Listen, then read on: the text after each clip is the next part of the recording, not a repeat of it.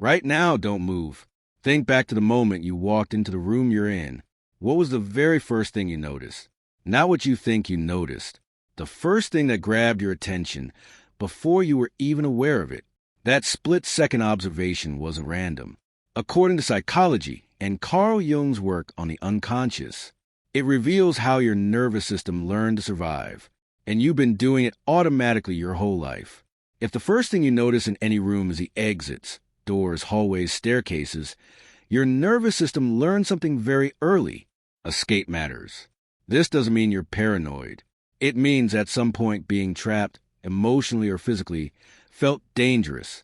Your brain adapted by scanning for routes out before anything else. Carl Jung would describe this as an unconscious survival adaptation, a pattern formed not by logic but by experience. When a child grows up in an environment where conflict, unpredictability, or emotional pressure exists, the psyche learns to stay one step ahead, not to fight, not to freeze, but to leave. Your attention doesn't wander randomly. It locks onto exits because your system asks one silent question first. If this goes wrong, how do I get out? People with this pattern are often calm in emergencies. They think clearly under pressure. They are excellent planners and strategists. But the cost is subtle. Even in safe situations, part of your body never fully settles. You might struggle to relax in crowded places. You prefer sitting near doors. You dislike feeling obligated or stuck. Long meetings drain you more than they should. This isn't personality. It's conditioning. Your nervous system learned that freedom equals safety. Jung believed that what we repeatedly prepare for unconsciously shapes our identity. Over time, scanning for exits becomes more than behavior. It becomes worldview. Life is experienced as something that might close in on you. You may avoid deep commitments, not because you don't care, but because commitment can feel like a locked door. The shadow side of this pattern is chronic vigilance, always scanning, always anticipating. But here's the hidden strength. You are adaptable. You don't panic when plans change. You survive transitions better than most. Healing doesn't mean stopping this instinct. It means teaching your nervous system that not every room is a threat. Integration happens when awareness replaces reflex. When you notice yourself scanning for exits, pause and ask, am I actually unsafe right now, or am I remembering something old? That moment of awareness loosens the grip of the past. If your attention immediately goes to people, their faces, expressions, posture, energy, your nervous system survives through social threat assessment. You learned early that safety depends on others, not on locks, not on structure, but on mood. You read rooms before words are spoken. You notice tension instantly, a raised eyebrow, a forced smile, a shift in tone. Your body reacts before your mind understands why. This pattern often forms in environments where emotional safety was unpredictable, where someone's mood could change everything, where love, approval, or peace depended on reading the situation correctly. Jung would say your psyche developed a highly sensitive attunement mechanism. You became skilled at reading the emotional weather because missing it had consequences. Your attention goes to people because people once controlled outcomes. The strength here is obvious. You are intuitive, empathetic, emotionally intelligent. People feel seen around you. You sense discomfort before it escalates. You can de-escalate conflict without realizing how. But the cost runs deep. Your nervous system rarely rests. You may absorb emotions that aren't yours. You might feel responsible for keeping the atmosphere okay. Social anxiety often hides inside this pattern. Not fear of people, but fear of emotional shifts. You're not afraid of being seen. You're afraid of misreading. Jung warned that when a function becomes dominant, it casts a shadow. The shadow here is self-neglect. You monitor others so closely that your own internal state gets ignored. You may struggle to answer simple questions like, what do I want right now? Because your system is oriented outward. Healing isn't about shutting this ability down. It's about reclaiming balance. Integration means learning that you can notice others without abandoning yourself. A powerful practice is this. When you enter a room and scan faces, gently shift attention inward and ask, what am I feeling in my body right now? That single question begins a process Jung called individuation. separating your identity from unconscious survival roles. Your gift is perception. Your task is grounding. If the first thing your attention locks onto is objects, furniture, clutter, small details, things out of place, your nervous system survives through control. This doesn't mean you're obsessive or rigid by nature. It means chaos once felt unsafe. Your system learned that when the environment is predictable, you can breathe. People with this pattern often notice things others miss. Crooked frames, misplaced items, subtle changes in layout. Your eyes scan for order instinctively, not consciously. Before you feel anything about a room, you map it. Carl Jung would describe this as a compensation strategy.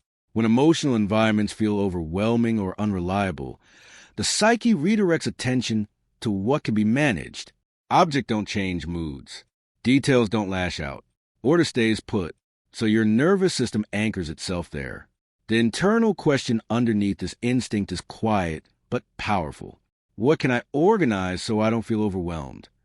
This pattern often develops in childhood environments where emotions were intense, unpredictable, or ignored. When emotional regulation wasn't modeled, the psyche learned to regulate through structure instead. The strength of this adaptation is obvious. You are observant, reliable, precise. You're often the person others depend on because you see problems early. You notice inefficiencies, mistakes, inconsistencies. In crisis, you focus on what needs to be done. But the shadow side is subtle and exhausting. When stress increases, your attention narrows. You may fixate on small tasks while avoiding larger emotional realities. Cleaning, organizing, planning, or correcting can become a way to avoid feeling helpless. This doesn't mean you lack emotion. It means your system learned that feeling without control was dangerous. Jung warned that when control becomes a dominant survival strategy, it can disconnect a person from spontaneity and emotional flow. Life becomes something to manage rather than experience. You may struggle with uncertainty. You may feel anxious when plans change. You may become irritated when others are disorganized, not because they're wrong, but because disorder activates your nervous system. Healing does not mean abandoning order. It means loosening its grip. Integration happens when you allow moments of good enough rather than perfect, when you tolerate small amounts of mess, internally and externally, without rushing to fix them. A powerful rebalancing question is, what am I feeling that organizing can't solve right now? That question gently shifts attention from objects back to the self. Your instinct for order is not a flaw. It is a survival intelligence. But it becomes wisdom only when paired with emotional presence.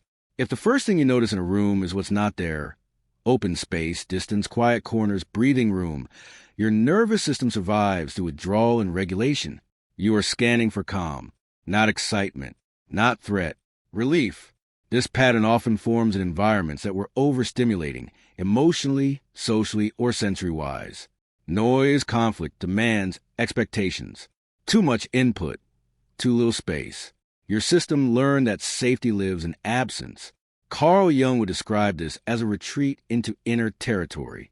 When the outer world feels overwhelming, the psyche seeks emptiness, not as avoidance, but as protection. Your attention moves toward space because space allows your system to downshift. The unconscious question here is, where can I breathe? People with this pattern are often introspective. They need time alone to reset. Crowds, clutter, and constant interaction drain them faster than they drain others. This is not weakness. It's a sensitive nervous system adapting intelligently. Your strength lies in depth. You reflect before acting. You sense when something is too much long before it becomes a problem. You are often the person who brings calm into chaotic environments simply by being grounded. But there is a cost. Withdrawal can become a habit. Silence can become avoidance. Distance can become isolation. When stress increases, you may disappear rather than confront. You may retreat inward when something needs to be addressed outward.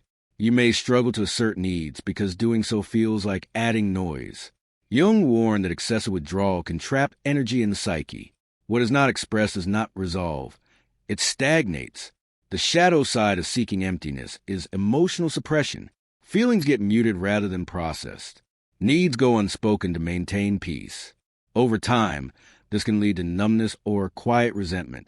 Healing does not mean forcing yourself into overstimulation. It means learning to enter the world without losing yourself. Integration happens when you practice staying present even when it's uncomfortable, not forever, but long enough to be real. A grounding question for this pattern is, what am I avoiding by seeking space right now? This question doesn't accuse. It invites awareness.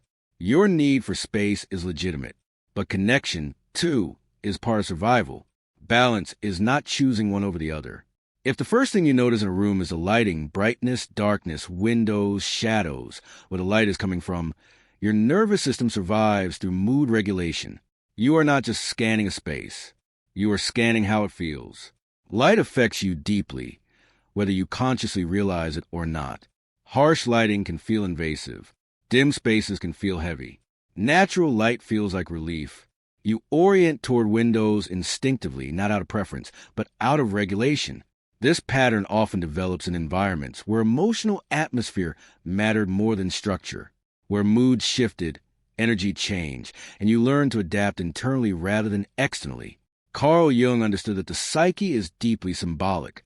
Light, in particular, carries meaning connected to awareness, safety, and emotional clarity. When a person unconsciously tracks light, they are tracking emotional tone.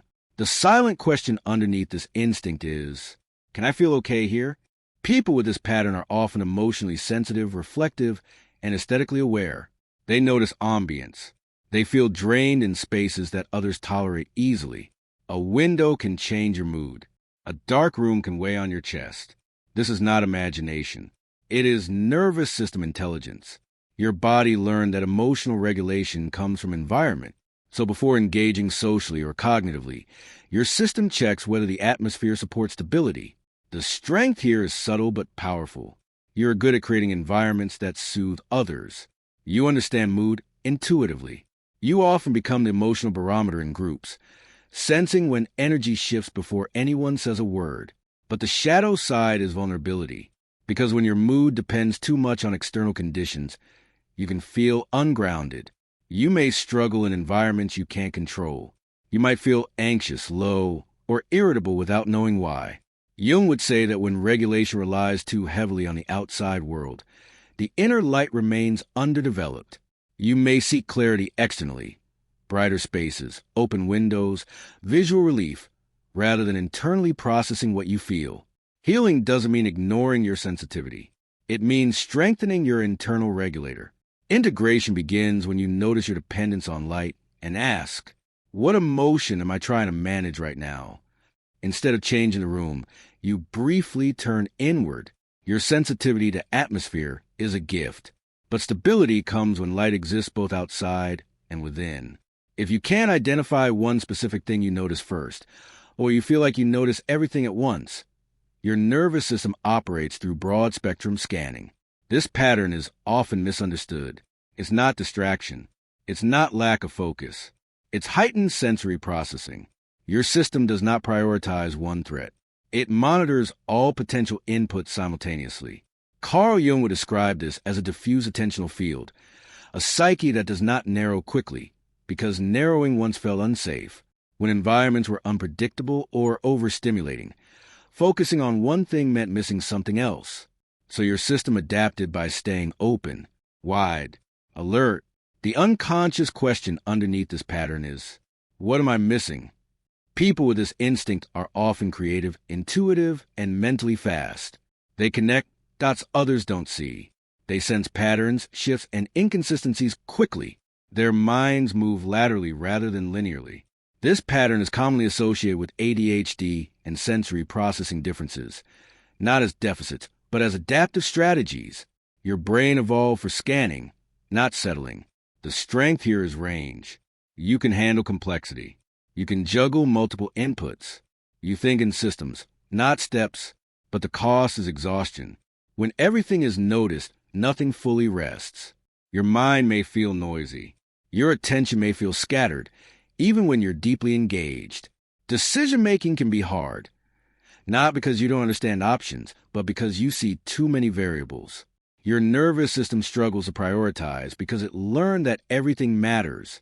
Jung warned that without containment, psychic energy disperses. Potential never consolidates into action. You may start many things and finish few. You may feel overstimulated by normal environments. You may crave silence but feel restless within it. Healing is not about forcing focus. It's about training selective attention without threat. Integration begins when you gently ask, what actually matters right now? Not everything, not forever, just now. Practices that ground the body, movement, rhythm, breath, are especially important for this pattern. They anchor awareness without suppressing it. Your mind is not broken. It is tuned wide. The task is not narrowing who you are, but learning how to land. Your attention isn't random. It's a survival story your nervous system has been telling since childhood. And once you see it, you can finally choose instead of react.